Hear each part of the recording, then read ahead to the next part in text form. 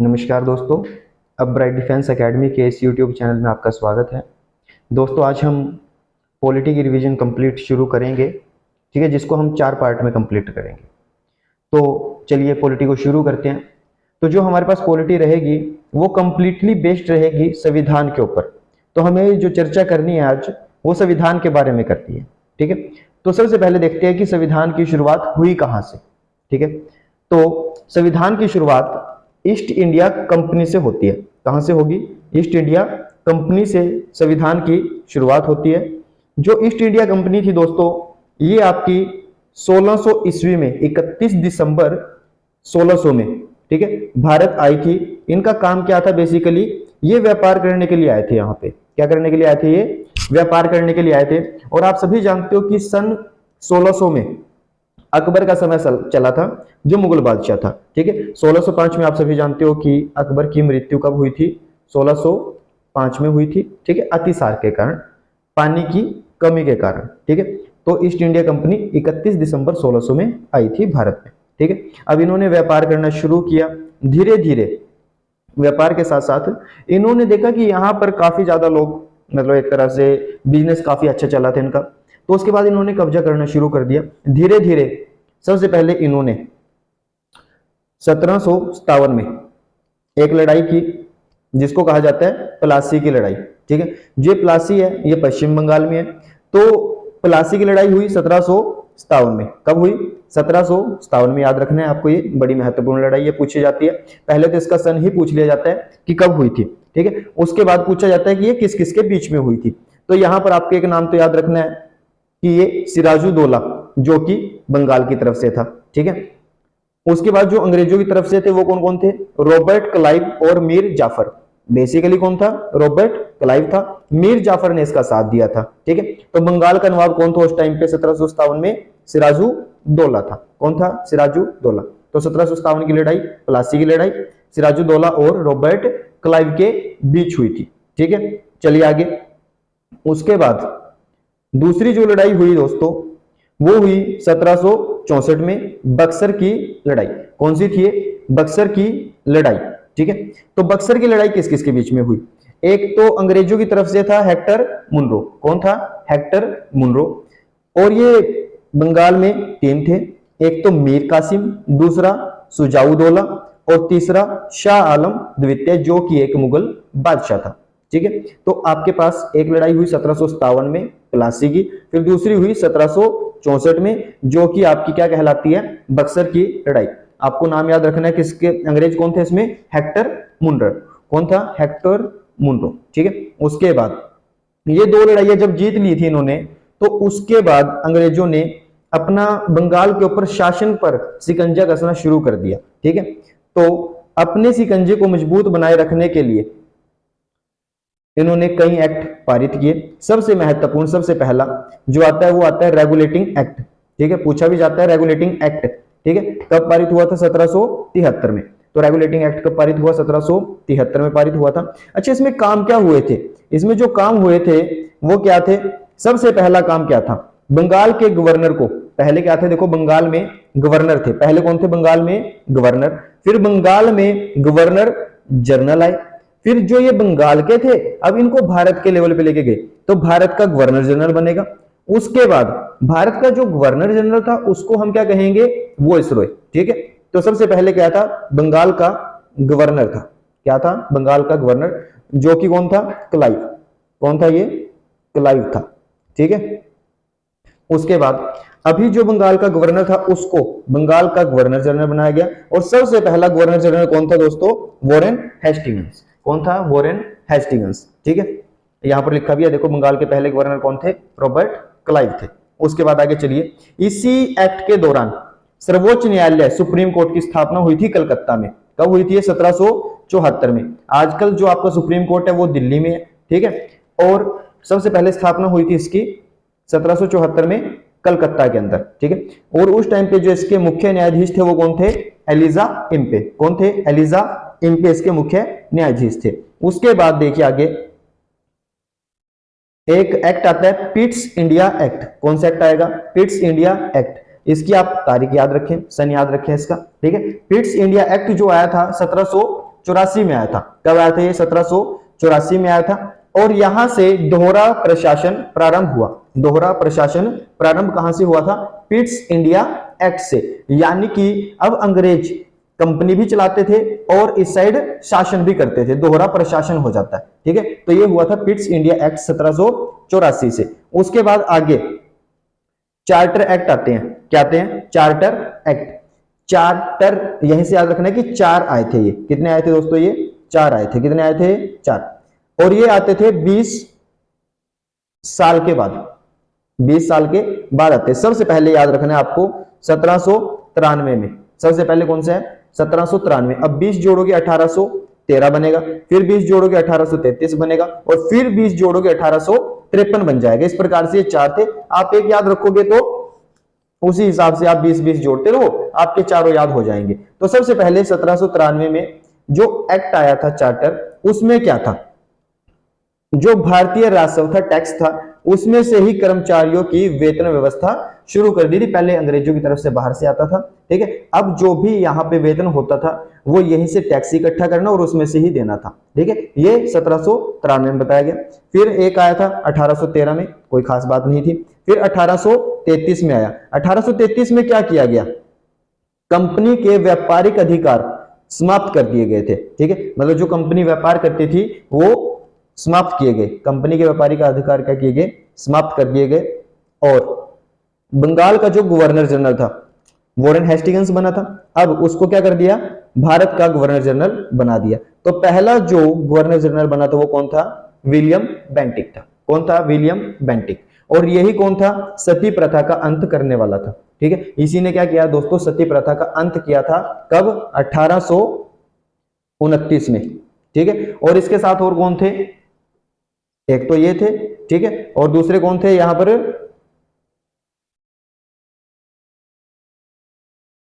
देखिए ध्यान से, तो ये की थी राजा राम मोहन राय ने। ठीक है, तो सती प्रथा का अंत एक तो विलियम बेंटिक ने किया और दूसरा राजा राम मोहन राय ने किया था। क्लियर? उसके बाद देखिए, लॉर्ड मैकाले की अध्यक्षता में प्रथम विधि आयोग का गठन हुआ। किसकी अध्यक्षता में हुआ था ये? लॉर्ड मैकाले की अध्यक्षता में प्रथम विधि आयोग का गठन किया गया था। उसके बाद आगे चलिए, चौथा चार्टर एक्ट। ठीक है, कौन सा चार्टर एक्ट आएगा आगे? चौथा चार्टर एक्ट। इसमें कोई खास बात नहीं है। ठीक है, तो उसके बाद आप जानते हो कि 1857 की क्रांति हुई थी, उसको हम हिस्ट्री में पढ़ेंगे। अभी हमें पॉलिटी कवर करनी है, सिर्फ एक क्या था कि संविधान का बेस था। ठीक है, तो इसलिए कवर हो जाएगा यहाँ पे। तो अब 1857 के बाद 1858 का शासन आएगा। क्या आएगा? 1858 का भारत शासन अधिनियम आएगा। क्या आएगा? भारत शासन अधिनियम। ठीक है, तो भारत के गवर्नर जनरल को अब क्या कहेंगे? वॉइसरॉय कहेंगे। और पहला वॉइसरॉय जो था वो कौन था? कैनिंग। कौन था? कैनिंग था। ये बात आपको याद रखनी है, ये इंपॉर्टेंट होती है। ठीक है, उसके बाद है जी 1909 का भारत शासन अधिनियम आया था। ठीक है, 1909 में क्या आया था?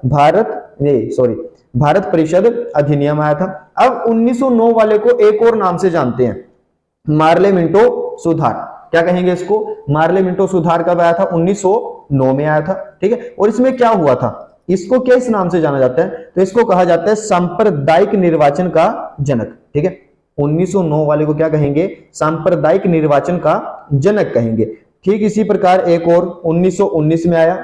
ठीक है, यह आया था भारत शासन अधिनियम। 1919 का भारत शासन अधिनियम आया। इसमें क्या था देखिए, उसको जैसे कहा हमने मार्ले मिंटो सुधार, इसको क्या कहेंगे?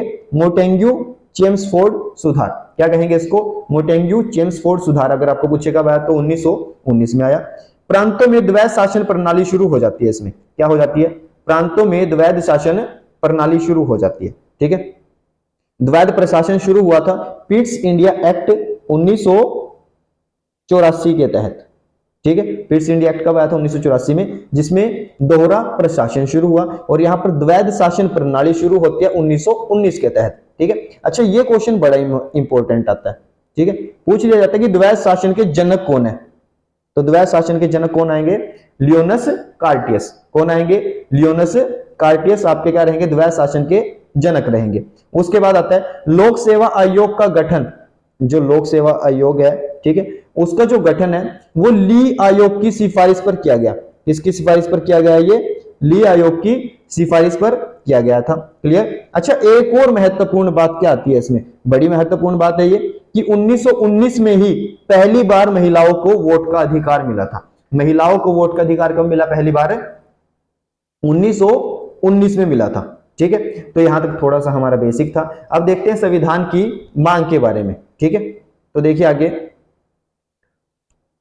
तो संविधान की मांग, सबसे पहले संविधान की मांग बाल गंगाधर तिलक ने की थी। किसने की थी? बाल गंगाधर तिलक ने की थी। ठीक है, और ये कब की थी? 1895 में। कब की थी? 1895 में बाल गंगाधर तिलक ने की थी, स्वराज पार्टी के तहत की थी। और कहा क्या जाता है इसको? स्वराज विधेयक के द्वारा की थी इसने। किसके द्वारा की थी? स्वराज विधेयक के द्वारा ये मांग उठाई गई थी। उसके बाद 1922 में महात्मा गांधी ने की थी। फिर 1924 में मोतीलाल नेहरू ने की। ठीक है, सभी जरूरी है, पूछ सकते हैं कि महात्मा गांधी ने कब की, तो 1922 में। मोतीलाल नेहरू ने की 1924 में। फिर उसके बाद 1929 में, ठीक है, ये अच्छा क्वेश्चन बनता है यहां से कि किस अधिवेशन के तहत पूर्ण स्वराज का लक्ष्य रखा गया। ठीक है, तो ये आएगा आपका लाहौर अधिवेशन 1929 में। कब की बात है? 1929 लाहौर अधिवेशन। इसके तहत क्या रखा गया? पूर्ण स्वराज का लक्ष्य रखा गया। ठीक है, और उस टाइम पे लाहौर अधिवेशन में अध्यक्ष कौन थे कांग्रेस के? जवाहरलाल नेहरू थे। कौन थे? जवाहरलाल नेहरू। और तभी से ही 26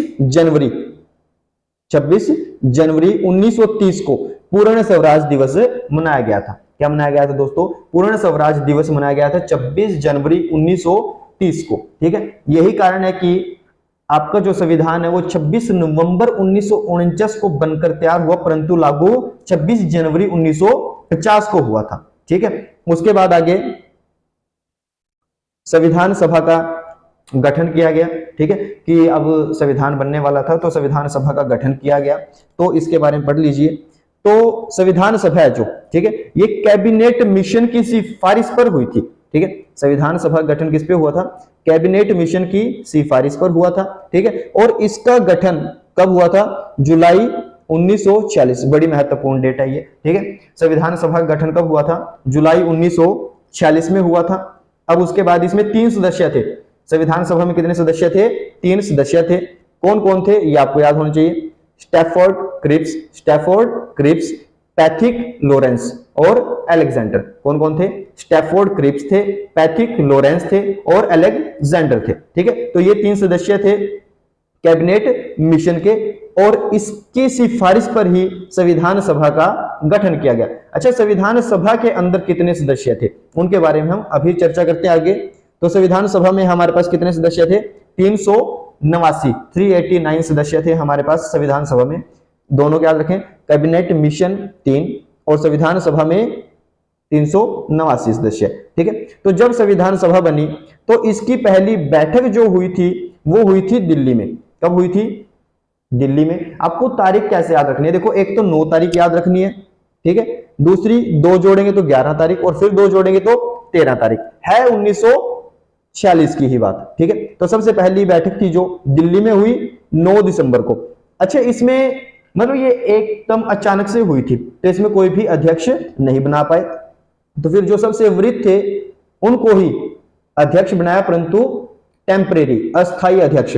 तो ये क्वेश्चन बहुत बार पूछा जाता है कि अस्थायी अध्यक्ष कौन थे। ठीक है, तो अस्थायी अध्यक्ष कौन थे? डॉक्टर सच्चिदानंद सिन्हा। कौन थे? डॉक्टर सच्चिदानंद सिन्हा आपके पहली बैठक के अस्थायी अध्यक्ष थे। 2 दिन के बाद ही, ठीक है, 2 दिन के बाद ही 11 दिसंबर 1946 को, कल की बात है 11 दिसंबर 1946 को आपकी एक और बैठक हुई दूसरी, जिसमें स्थायी अध्यक्ष बनाए गए डॉक्टर राजेंद्र प्रसाद। कौन बनाए गए? डॉक्टर राजेंद्र प्रसाद। ठीक है, अच्छा, पहली बैठक के अंदर ही मुस्लिम लीग ने अलग संविधान की मांग कर ली थी। मुस्लिम लीग क्या चाहती थी? कि हमारा अलग से संविधान बने। ठीक है, उसके बाद आगे 13 दिसंबर 1946 को उद्देश्य प्रस्ताव पारित किया गया। ठीक है, या फिर जारी किया गया वहां पे। ठीक है, अच्छा, ये इससे क्वेश्चन क्या आता है? ये उद्देश्य प्रस्ताव किसने पारित किया? तो ये आएगा यहाँ पर जवाहरलाल नेहरू के द्वारा। किसके द्वारा आएगा? जवाहरलाल नेहरू के द्वारा। और जवाहरलाल नेहरू ही हमारे क्या होंगे? पहले प्रधानमंत्री होंगे। क्लियर यहां तक? उसके बाद आगे देखिए,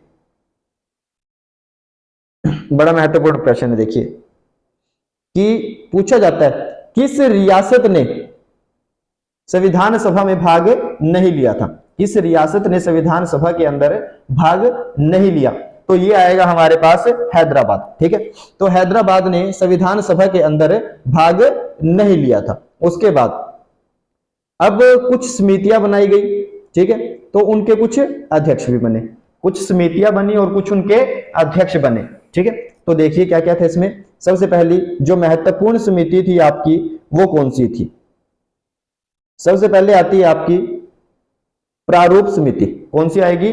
प्रारूप समिति आएगी। अच्छा, जो ये प्रारूप समिति है, इसमें क्या चक्कर पड़ता है? इसके अध्यक्ष कौन थे? प्रारूप समिति के अध्यक्ष कौन थे?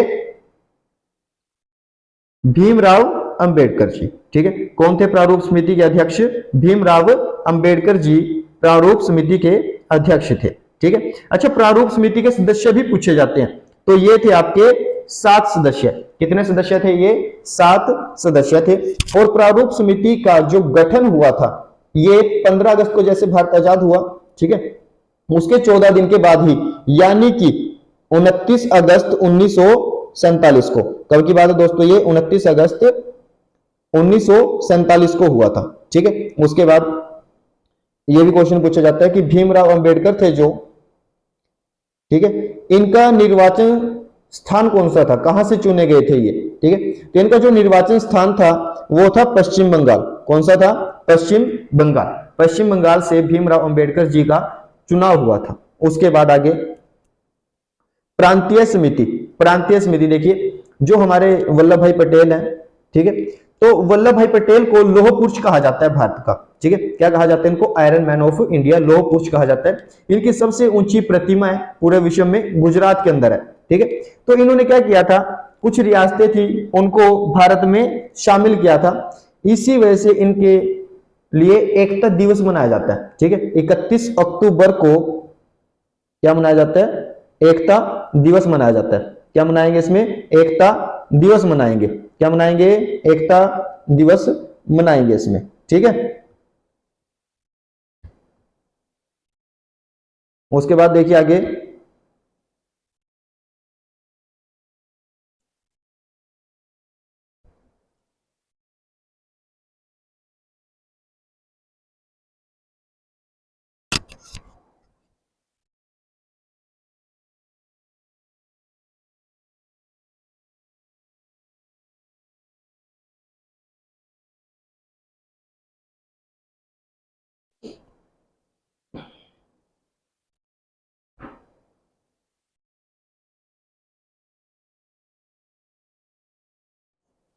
तो प्रांतीय समिति के अध्यक्ष कौन रहेंगे? हमारे वल्लभ भाई पटेल। कौन रहेंगे?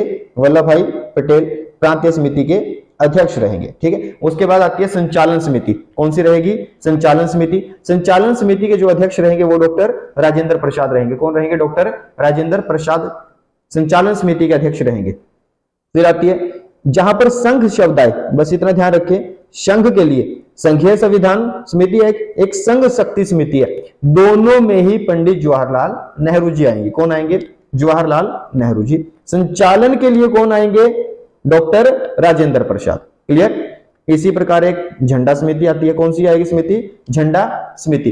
तो झंडा समिति के जो अध्यक्ष रहेंगे वो रहेंगे जे बी कृपलानी। कौन रहेंगे? जे बी कृपलानी या फिर डॉक्टर राजेंद्र प्रसाद। ठीक है, दोनों में जैसा भी ऑप्शन है उसी हिसाब से आप ट्राई कर सकते हो। ठीक है, अच्छा, जो ये जे बी कृपलानी थे, ये क्या थे? कांग्रेस के, जब भारत आजाद हुआ तो उस टाइम पे ये पहले अध्यक्ष थे। क्या थे?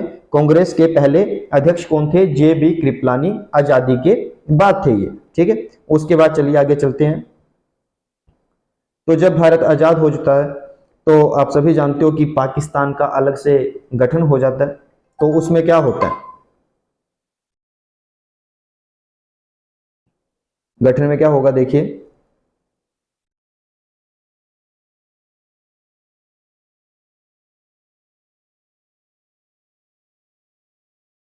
जो गठन होता है दोस्तों, उसमें क्या होता है कि जो मुस्लिम लीग के लोग होते हैं, सदस्य जो थे हमारे, वो पाकिस्तान चले जाते हैं, ठीक है। तो संविधान सभा टूट जाएगी, ठीक है। तो जब संविधान सभा टूट जाएगी तो उसके बाद इसमें दोबारा कुछ एडिशन होगा। तो 31 अक्टूबर को, कब की बात है ये, 31 अक्टूबर की बात है, ठीक है। 31 अक्टूबर को क्या होगा, दोबारा से इसका गठन किया जाएगा। गठन कब होगा इसका दोबारा, 31 अक्टूबर 1947 को। अब मुस्लिम लीग के सदस्य चले गए, पहले कितने थे, 389, ठीक है। अब कितने बच्चे, 299, यानी कि 31 दिसंबर 1947 को सभा के सदस्यों की संख्या कितनी बची थी, 299। कितनी बची थी, 299 बची थी, ठीक है। उसके बाद संविधान की बात करते हैं, बहुत अच्छा क्वेश्चन है। संविधान में समय कितना लगा बनने में, तो संविधान में जो समय लगा दोस्तों वो लगा 2 वर्ष 11 महीने 18 दिन। बच्चे जानते हैं इस प्रश्न को, ठीक है। तो संविधान में बनने में कितना समय लगा था, 2 वर्ष 11 महीने और 18 दिन का समय लगा था। संविधान जो बनके तैयार हुआ था वो हुआ था 26 नवंबर 1949 को, ठीक है। तैयार कब हुआ था, 26 नवंबर 1949 को। इसी वजह से 26 नवंबर को क्या मनाया जाता है दोस्तों, विधि दिवस, कानून दिवस, ठीक है। क्या मनाया जाता है, विधि दिवस या फिर कानून दिवस मनाया जाता है 26 नवंबर को। परंतु लागू कब किया इसको, 26 जनवरी 1950 को, ठीक है। और इसी वजह से 26 जनवरी को क्या मनाया जाता है, गणतंत्र दिवस। क्या मनाया जाता है, गणतंत्र दिवस, ठीक है। तो जब संविधान तैयार हुआ उस टाइम पे संविधान में 395 अनुच्छेद थे। कितने अनुच्छेद थे दोस्तों, ये 395 अनुच्छेद थे, 22 भाग थे और 8 अनुसूचियां थी, ठीक है। 395 अनुच्छेद थे, 22 भाग थे और 8 अनुसूचियां थी। ये अनुसूचियां दोस्तों आज 12 हो चुकी हैं। कितनी हो चुकी हैं ये अनुसूचियां, 12 हो चुकी हैं, ठीक है। तो वर्तमान में अनुसूचियां कितनी है, ये 12। अब संविधान सभा का काम खत्म हो चुका था, उन्होंने संविधान को तैयार कर दिया था, यही काम था उनका। तो फिर इनकी अंतिम बैठक बुलाई गई 24 जनवरी 1950 को। कब बुलाई गई थी, 24 जनवरी 1950 को। और ये तारीख बड़ी महत्वपूर्ण है क्योंकि इस दिन 4 काम हुए। एक तो यही काम हुआ कि अंतिम बैठक हुई संविधान सभा की, उसके बाद हमारे पहले राष्ट्रपति चुने गए डॉक्टर राजेंद्र प्रसाद, ठीक है। उसके बाद राष्ट्रीय गान अपनाया गया हमारा और राष्ट्रीय गीत अपनाया गया, ठीक है। तो ये 4 काम आपके कब हुए, 24 जनवरी 1950 को। और इसके 2 दिन बाद यानी कि 26 जनवरी 1950 को संविधान लागू कर दिया गया, ठीक है। अच्छा देखो, राष्ट्रीय गान अपना लिया, राष्ट्रीय गीत। अब यहां पर देखिए कि जो हमारा राष्ट्रीय ध्वज है तिरंगा, ठीक है, वो कब 22 जुलाई 1947 को अपनाया गया था, ठीक है। और ये किसने बनाया था, पिंगली वेंकैया ने, ठीक है। तो 22 जुलाई 1947 को राष्ट्रीय ध्वज अपनाया गया था, ठीक है। उसके बाद देखिए आगे,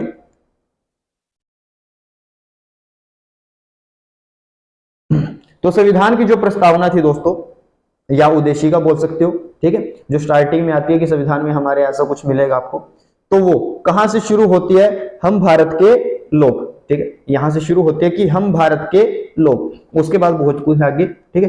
तो इसमें सबसे पहले एक संशोधन किया गया, 42वां संशोधन, ठीक है, 42वां संशोधन किया गया।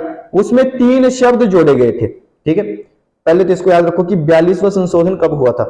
42 जैसे ही लिखते हो तो 4 और 2 लिखते हो, 4 और 2 6, यानी कि 1976 में हुआ। अगर आप जैसे 44वां संशोधन करते हो, 4 और 4 8 बनते हैं, 1978 में हो जाएगा, ठीक है। वो किस में होगा, 1978 में होगा 44वां संशोधन। और ये क्या है, 1976 में 42वां संशोधन। इसमें 3 शब्द जोड़े गए, कौन कौन से, समाजवादी, पंथ निरपेक्ष और राष्ट्र की अखंडता। बड़ा महत्वपूर्ण है, कौन कौन से 3 शब्द जोड़े गए, समाजवादी, पंथ निरपेक्ष और राष्ट्र की अखंडता। क्लियर यहां तक।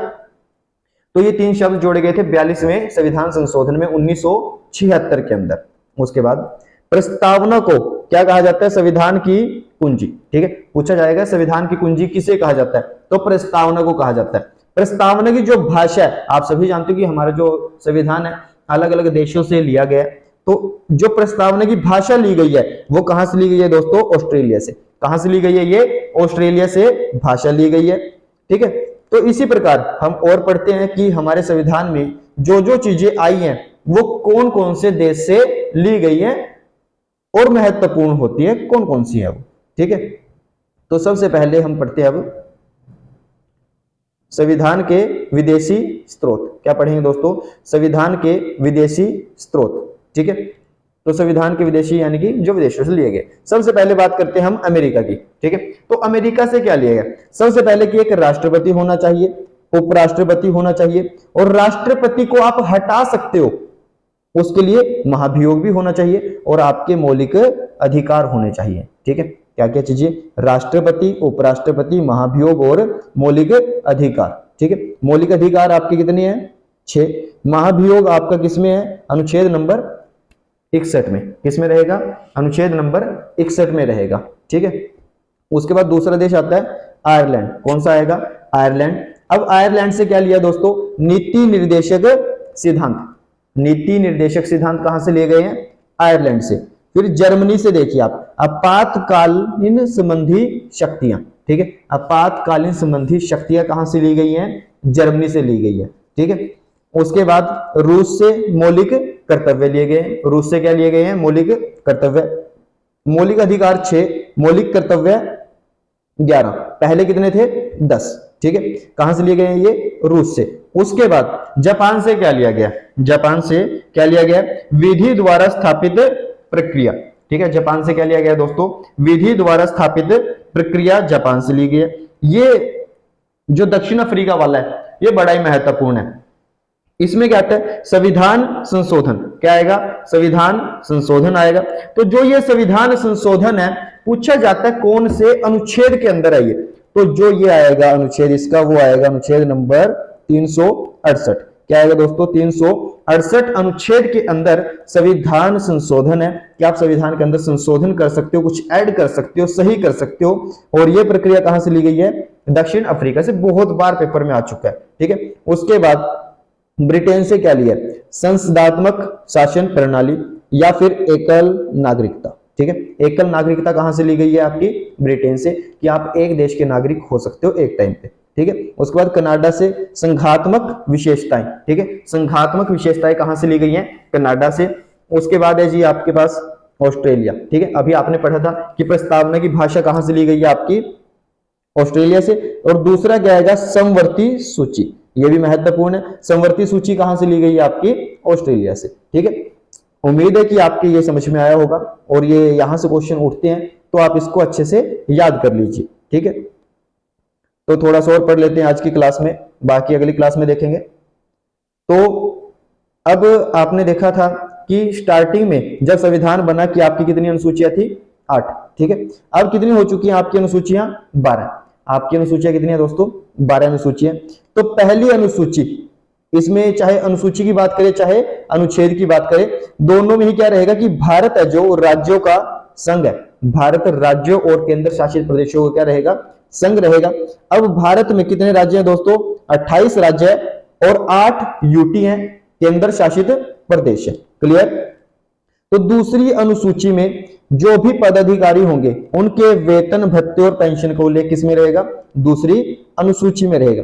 तीसरी में पहले जैसे पैसे की बात की, उसके बाद काम पे रख लिया उनको, तो शर्त दिला दी। तीसरी में पहले वेतन फिर शर्त आएगी। ठीक है, फिर चौथी में राज्यों का राज्यसभा में प्रतिनिधित्व। आप सभी जानते हो कि राज्यसभा की जो सीटें हैं वो 250 है। कितनी कितनी सीटें कौन कौन से राज्य में आएगी? ठीक है, तो वो आपकी कौन सी अनुसूची में रहेगा? चौथी अनुसूची में रहेगा। ठीक है, उसके बाद आपकी जो 5वीं अनुसूची आती है, 5वीं अनुसूची में क्या रहेगा? इसमें आपके पास अनुसूचित क्षेत्रों के प्रशासन और नियंत्रण का उल्लेख रहेगा। क्या रहेगा दोस्तों? अनुसूचित क्षेत्रों के प्रशासन और नियंत्रण का उल्लेख होगा 5वीं अनुसूची के अंतर्गत। 6ठी अनुसूची में आपको याद रखना है कि जो अनुसूचित जनजाति क्षेत्र है, ठीक है, उनके बारे में। ठीक है, अनुसूचित क्षेत्र 5वीं में, अनुसूचित जनजाति क्षेत्र, ठीक है, 4 राज्य आते हैं इसमें, तो वो आपके आएंगे 6ठी अनुसूची के अंदर। याद कैसे रखोगे? AMTM। ठीक है, ट्रिक क्या रहेगी इसकी? AMTM। A से असम, M से मेघालय, T से त्रिपुरा और M से मिजोरम। असम, मेघालय, त्रिपुरा, मिजोरम। असम, मेघालय, त्रिपुरा और मिजोरम, ये 6ठी में है। AMTM, असम, मेघालय, त्रिपुरा, मिजोरम। ठीक है, तो ये 4 आपके किस में आएंगे? 6ठी अनुसूची के अंदर। 7वीं अनुसूची महत्वपूर्ण आती है आपकी। ठीक है, 7वीं अनुसूची में क्या आता है? शक्तियों का बंटवारा। शक्तियों का बंटवारा किसमें आएगा? 7वीं अनुसूची के अंतर्गत आएगा। इसमें 3 सूची आती है आपकी। कौन कौन सी सूची आएंगी? सबसे पहले आएगी संघ सूची। संघ सूची यानी कि जो काम आपकी केंद्र सरकार कर सकती है वो संघ सूची है। जैसे कि आपकी रेलवे, ठीक है, क्या आती है? रेलवे, ठीक है। रेलवे आपका किसके पास है? केंद्र सरकार के पास है। आर्मी, रक्षा, सुरक्षा, ये सभी विषय किसके पास जाएंगे? संघ यानी कि केंद्र सरकार के पास। उसके बाद दूसरे नंबर पे आते हैं आपके पास राज्य सूची। क्या आएगा? राज्य सूची। अब राज्य सूची में राज्य के विषय आएंगे, जैसे कि आपकी पुलिस आती है, ठीक है। पुलिस किसके अंतर्गत आएगी? राज्य सूची के अंतर्गत आएगी। फिर आपके पास कुछ विषय होते हैं संवर्ती सूची के। संवर्ती सूची के विषय क्या होते हैं कि कुछ ऐसे सेंसिटिव होते हैं काफी, चाहे तो उनके ऊपर केंद्र सरकार एक्शन ले, चाहे राज्य सरकार ले, कोई भी ले सकता है। जैसे कि आपकी एजुकेशन, ठीक है, एजुकेशन हुई आपकी, पर्यावरण जैसे, और चिकित्सा हुई, ठीक है, तो इनके ऊपर आपकी संवर्ती सूची आ जाती है। संवर्ती सूची में दोनों होते हैं। और संवर्ती सूची आपकी कहां से ली गई है? ये ऑस्ट्रेलिया से, ठीक है। प्रस्तावना की भाषा और संवर्ती सूची कहां से ली गई है? आपकी ऑस्ट्रेलिया से ली गई है, ठीक है। उसके बाद 8वीं अनुसूची, ठीक है, 8वीं अनुसूची, इसमें क्या है दोस्तों? 22 भाषाओं का उल्लेख है। 8वीं अनुसूची में क्या है? 22 भाषाओं का उल्लेख है। पहले जो ये भाषाएं थी वो कितनी थी? 14 थी केवल, परंतु धीरे धीरे जुड़ती गई और आज आपकी जो भाषाएं है वो कितनी है? टोटल 22 है, ठीक है। तो सबसे पहले 14 थी, 15वीं भाषा जोड़ी गई सिंधी। कौन सी भाषा जोड़ी गई? सिंधी भाषा जोड़ी गई। 21वां संशोधन हुआ। कौन सा संशोधन था? 21वां संशोधन हुआ 1967 में, ठीक है। 1967 में ही आपका क्या हुआ था? पहला राष्ट्रपति शासन लगा था हरियाणा में, और अब तक 3 राष्ट्रपति शासन लग चुके हैं। 67 में लगा, 77 में लगा और 91 में लगा था, ठीक है। तो 15वीं भाषा सिंधी थी, 21वां संशोधन 1967 में। उसके बाद 3 भाषा जोड़ी गई, 16वीं, 17वीं और 18वीं। 3 भाषाएं, ट्रिक याद रखोगे आप, नमक, ठीक है। कैसे याद रखोगे? नमक। न से नेपाली, म से मणिपुरी, क से कोंकणी, ठीक है। तो ये 3 भाषाएं जोड़ी गई थी आपकी। अब देखो ये क्या हुआ? 71वां संशोधन 1992। 1992 कैसे आया? 21वां संशोधन ये, 71वां ये, दोनों को जोड़ के आएगा आपका 92, ठीक है। तो 1992 के अंदर आपकी 3 भाषाएं जोड़ दी गई थी। उसके बाद आगे 4 भाषाएं फिर जोड़ी गई। ये जो ये 1992 था ना यहाँ पर, ठीक है, वही यहां पर उठा लो आप, देखो ध्यान से कि 92वां संशोधन 2003 में हुआ। कब हुआ ये? 2003 के अंदर, ठीक है। तो 2003 में 92वां संशोधन हुआ। इसमें आपकी 4 भाषाएं जोड़ी गई थी। कितनी भाषाएं जोड़ी गई? 4 भाषाएं इसमें जोड़ी गई थी। तो ये कौन कौन सी थी? मैथिली, संथाली, डोगरी और बोडो, ठीक है। मैथिली, संथाली, डोगरी और बोडो, ये भाषाएं आपकी जोड़ी गई थी 92वें संशोधन 2003 के द्वारा, ठीक है। इस प्रकार टोटल आपकी कितनी भाषाएं हो जाती हैं दोस्तों? 22 भाषाएं हो जाएंगी। क्लियर? उसके बाद आती है आपकी 9वीं अनुसूची। 9वीं अनुसूची देखो, आपने स्टार्टिंग में क्या पढ़ा कि जब संविधान बना तो उस टाइम 8 अनुसूचियां थी, ठीक है।